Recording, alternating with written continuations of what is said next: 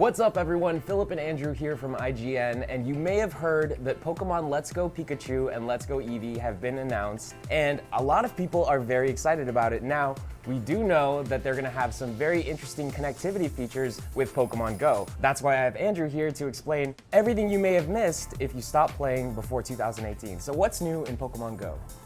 So much. A lot. It's funny because I feel like if people who played at launch pick up the game right now, there are bits you might not even recognize. There's like little messages popping up about battles, and there's like all kinds of new like countdown timers all around you. There's a bunch of silhouettes of Pokemon you've probably never seen. So like, I think if you haven't played in 2 years, it can be a little confusing, but it's actually not that bad. Like the features they've added are pretty intuitive. I think the main one, the first one, is the weather. I think that's probably the thing you would notice absolutely immediately if you pick the game back up that's different. It corresponds to what's actually happening. So if it's raining around you, it'll be raining in the game, or it should be. And as you would expect, if it's raining, water Pokemon spawn more frequently, or in sunny weather, fire and plant types. And basically there's a logo in the top right of the screen, and if you click it, it'll tell you the current weather, and it'll tell you which types are more likely to appear, or in battle they'll have extra attack value for some of their moves if they correspond to the type of the weather. It's just kind of a cool way to make the game feel a little different. Every hour the weather changes, and so basically if you played at launch, you probably only had like Pidgey and Rattata and stuff like that. Now you might see all different Pokemon every single day. So I've heard that they've added something called field research and special research. So is that like story quests? Is that a story mode for Pokemon Go? And how are they different from each other? So special research basically is. Special research is basically exactly that. It's story mode, it's how you get Mew. It's 8 different steps, and at each step they give you 3 little tasks to do, and as you go, you get these little cutscenes featuring Professor Willow, who's my personal hero. And he kind of walks you through like, oh great, like now we're gonna try and figure out like how Pokemon disguise themselves, so catch a Ditto, and he kind of like assigns you quests, and it's about the search for Mew. Those are special tasks. Everyone can get them at least once. It's never gonna expire, you'll never miss it. And then field research is a different thing. Field research are very simple tasks like catch a Pokemon or hatch an egg and stuff like that.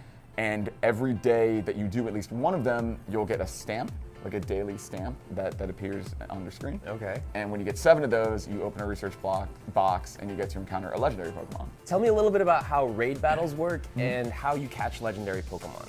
So yeah, because up until now, you can get them in research, but up until now, raid battles were the only way to get legendary Pokemon. The way those work, as you're walking around on gyms, you'll see eggs, and the eggs will have a timer. Pink is a fairly easy raid, yellow is a medium one, and then these darker ones are for legendary raids. And for those, you probably need around 10 to 12 people. And those are where you'll actually have to like team up with other people, take down a raid boss. You really have to pay attention to typing, because a lot of the raid bosses, like a water one, is going to be weak to electric, and you have to kind of think about your Pokemon a little more than you might normally.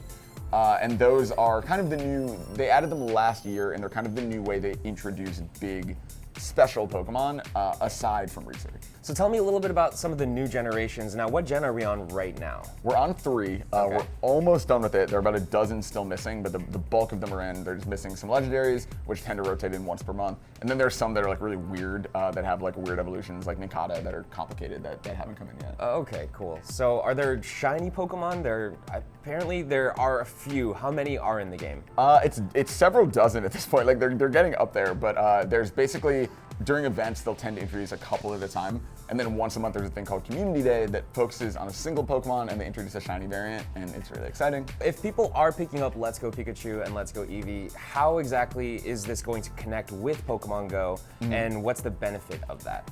So Gen 1 Pokemon will transfer over, and the way we think it'll work, what we seem to understand, is that you'll transfer Pokemon one way. It goes from Go to Let's Go, and you can never get it back, and it'll appear in a park in that game, and you'll have to re-catch it to be able to use it. And it sounds like you'll have to kind of play through about the first half of the game before you get that functionality, but any Gen 1 Pokemon, including shinies, will be able to come over. Awesome. So there you guys have it. That's everything that's new in Pokemon Go. So if you're excited about Pokemon Let's Go Pikachu and Let's Go Eevee, definitely start playing Pokemon Go if you can. Take it from our resident Pokemon Go expert, Andrew Goldfarb, right here, who hasn't stopped playing since day 1. At all, literally at all. Yes, and as you claim, the game is still very, very fun, very good. Yeah, and it's obviously smaller than it was back at launch, but the community is really, really strong. I think you can meet a lot of cool people playing, and yeah, it's a special game. I really love it.